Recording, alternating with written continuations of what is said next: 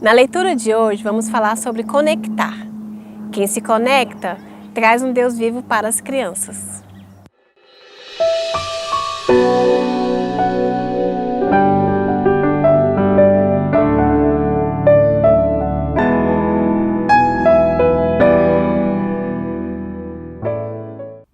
Você que está assistindo, escreve aqui embaixo nos comentários como você se conecta com as suas crianças. Hoje vivemos em um mundo totalmente conectado, em que qualquer informação é repassada com extrema facilidade. E a comunicação é muito mais fácil hoje do que 10 anos atrás. E olhe que 10 anos nem é muito tempo assim. Mas algumas pesquisas mostram que as pessoas estão sofrendo cada vez mais de depressão, pois se sentem sozinhas, vivem em um mundo totalmente conectados, mas também totalmente desconectado. Parece ambíguo, mas não é. Hoje os relacionamentos são superficiais. As pessoas não se envolvem umas com as outras. Você pode ter 1000 amigos em uma rede social e nenhum amigo em que possa contar. O pior de tudo isso é que esse problema de relacionamentos superficiais tem afetado as nossas famílias. Temos visto famílias em que ninguém conhece verdadeiramente ninguém, em que filhos conseguem se abrir para estranhos, mas não conseguem para abrir com os de casa. Famílias separadas dentro de uma mesma casa. Hoje há muitas casas, mas poucos lares. A igreja também, aos poucos, vem absorvendo a cultura do superficialismo, principalmente em relação às crianças. Se elas já não eram ouvidas antes, imagine agora, em que é tão fácil ceder um aparelho celular e esquecer a criança ali, viciada em jogos, filmes e bate-papos. Precisamos retroceder um pouco e entender onde foi que erramos. Onde foi que demos um passo errado em direção a outro caminho. Erramos quando esquecemos o coração. Erramos ao lidar com mudanças de comportamento, mas sem ter a mudança nas vontades e desejos. Perdemos nossas crianças ao esquecermos de nos conectarmos com elas, para que tivessem com quem se abrir, contar suas histórias e compartilhar os seus medos. Erramos quando fizemos nossas crianças se calarem, emudecerem e apenas acenarem. Acenarem com a cabeça que estava entendendo tudo, quando muitas vezes não estavam entendendo nada. Jesus foi muito claro na grande comissão: fazei discípulos. E disse-lhes: ide por todo o mundo e pregai o evangelho a toda criatura. Quem crer e for batizado será salvo. Quem, porém, não crer, será condenado. Fazer discípulo não é como fazer uma comida, roupa, brinquedo ou qualquer coisa. Não é algo simples como reunir alguns ingredientes, pegar uma receita e depois de 2 horas tem-se um discípulo pronto. Fazer discípulos precisa de conexão, precisa de tempo de convivência, precisa conhecer e deixar ser conhecido. É nesse ponto que entra a importância do coração.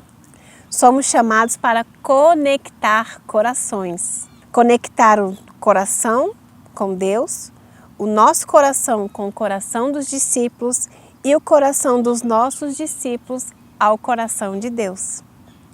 A Bíblia trata o coração como o centro das emoções e pensamentos. Jesus, porém, conhecendo-lhes os pensamentos, disse: por que cogitais o mal do vosso coração?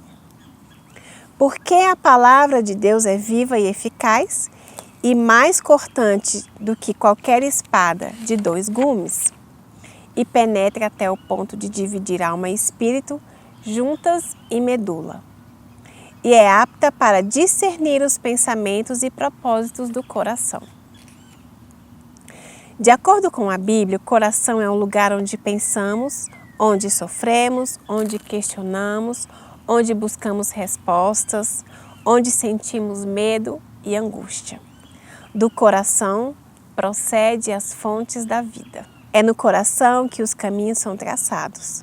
O coração do homem traça o seu caminho, mas o Senhor lhe dirige os passos. Do coração surgem os pensamentos maus, pois do interior do coração dos homens vêm os maus pensamentos, as imoralidades sexuais, os roubos, os homicídios, os adultérios, as cobiças, as maldades, o engano, a devassidão, a inveja, a calúnia, a arrogância e a insensatez. Conhecer seu coração, o que há nele e o que precisa ser restaurado, é o primeiro passo para o seu sucesso pessoal e do seu ministério, seja o de criança ou qualquer outro. Precisamos estar constantemente sondando e pedindo a Deus para sondar o nosso coração, para que possamos ser mais e mais intencionais no nosso agir, refletindo a glória de Deus por onde estivermos e para quem estiver perto de nós.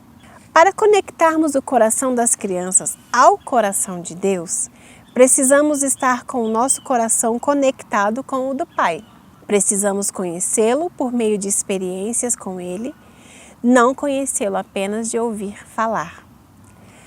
Muitas pessoas passam a ideia de um Deus voraz, pronto para se vingar, irado e duro, pois é assim que elas o veem.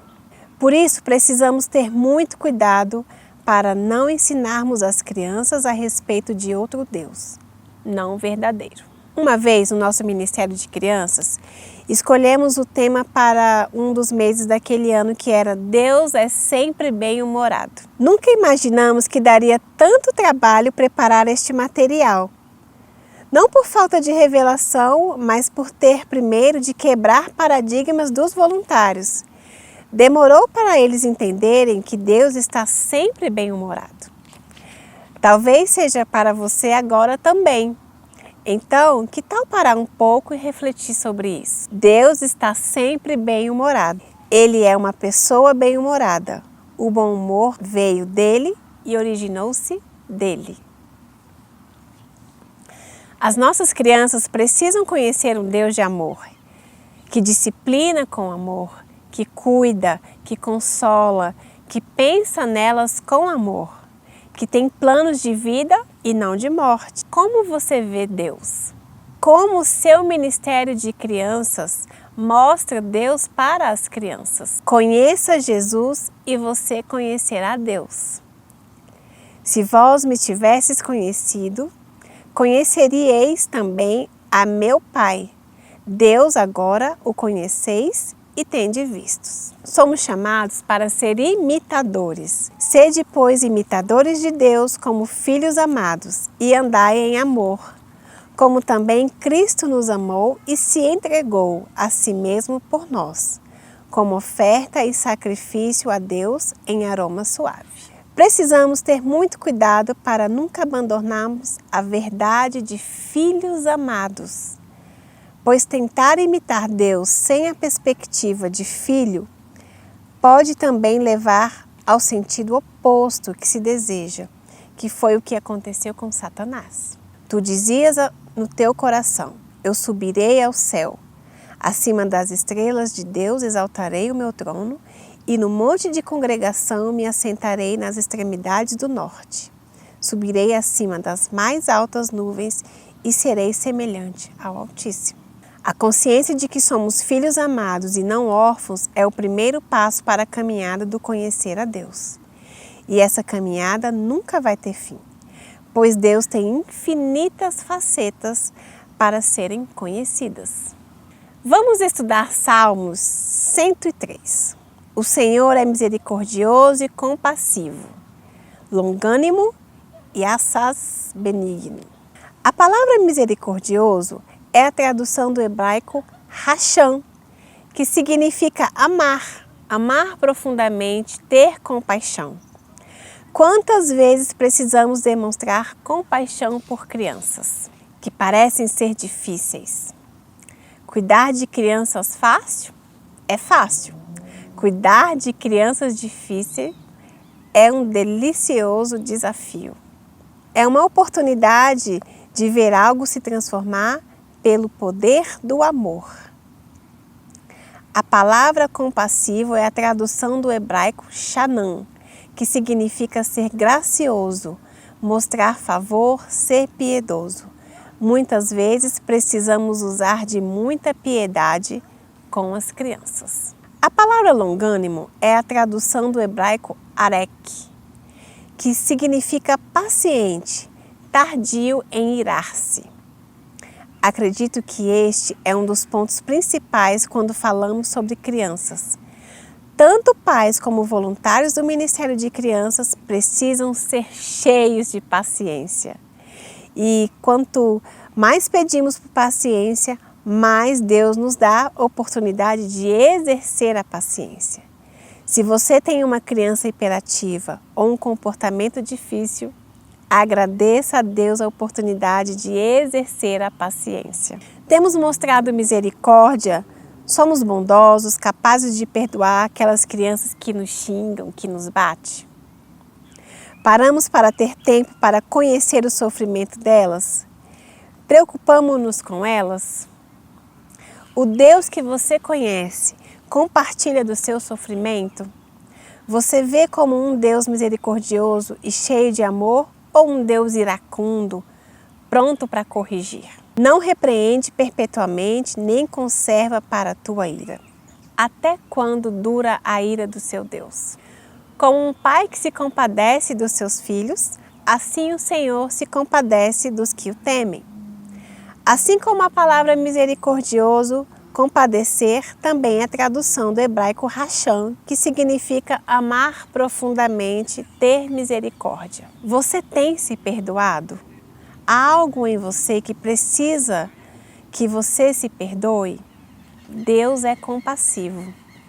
Lembre-se, o Deus que você conhece será o Deus que você se mostrará. O Ministério de Crianças é formado por toda uma equipe que precisa ser pastoreada, cuidada, discipulada, para que o coração de cada pessoa reflita as verdades bíblicas ensinadas. Antes de ensinar, os voluntários precisam ter vivenciado aquelas palavras. Eles precisam ter vida. No último capítulo, vamos falar sobre como capacitar os voluntários e como trazer para eles os ensinamentos necessários para a ministração da aula. Provai e vede que o Senhor é bom. Bem-aventurado o homem que nele se refugia. Temei o Senhor, vós e os seus santos, pois nada falta aos que o temem.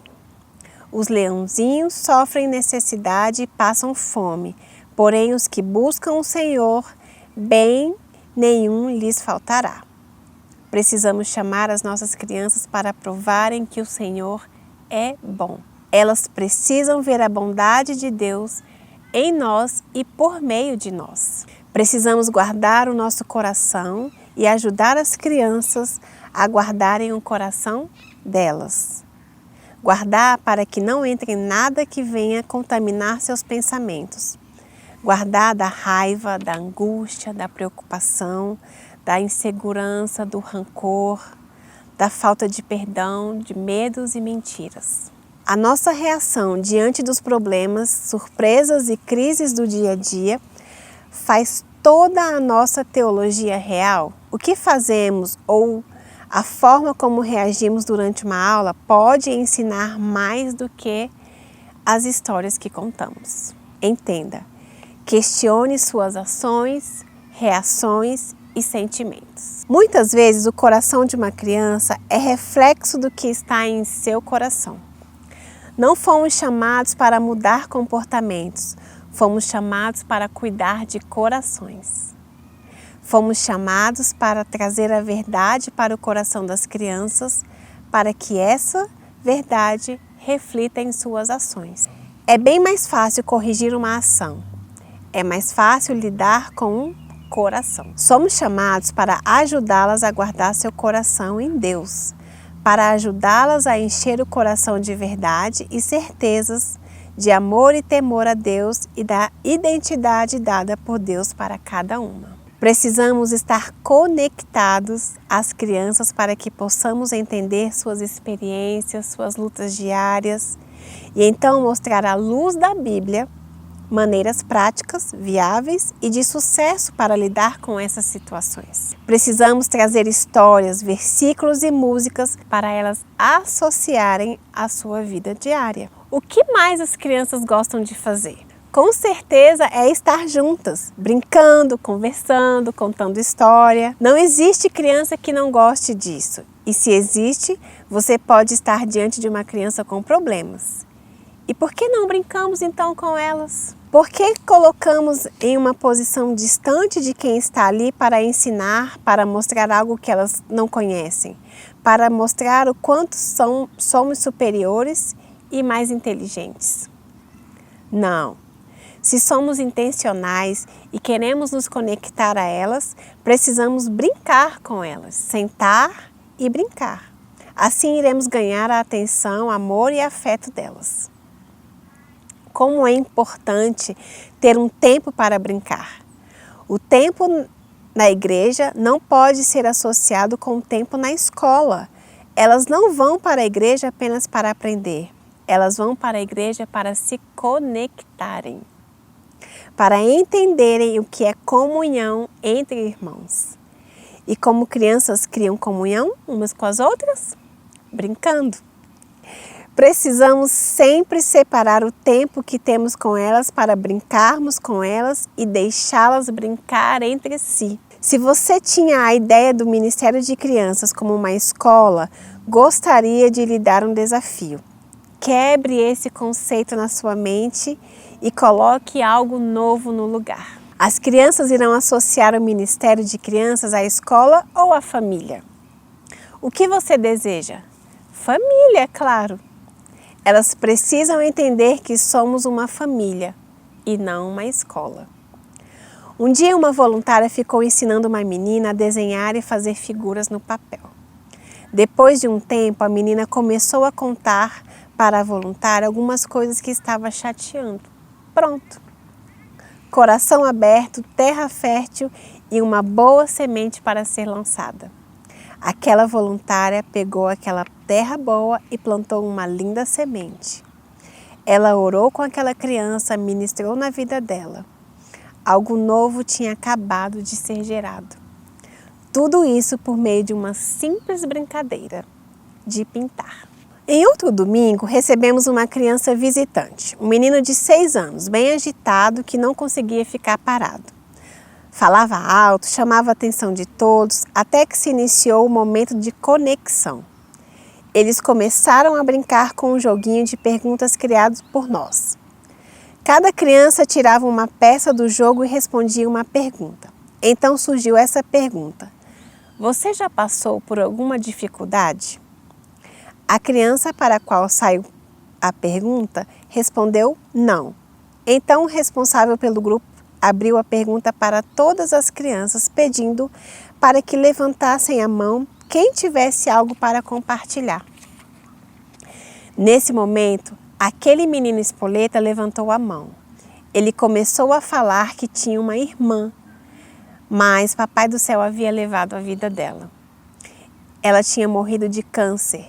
Ele contou que o que estava sendo difícil era que a sua mãe não parou de ficar triste e aquilo era muito difícil. Todos ficaram com o coração partido. O responsável pela equipe perguntou se poderia orar por ele e por sua família. Reuniram todas as crianças e oraram por aquele menino, orando, pedindo consolo, amor e alegria. Depois da oração, o menino foi transformado. Ficou calmo e carinhoso. Não queria sair de perto do responsável do grupo.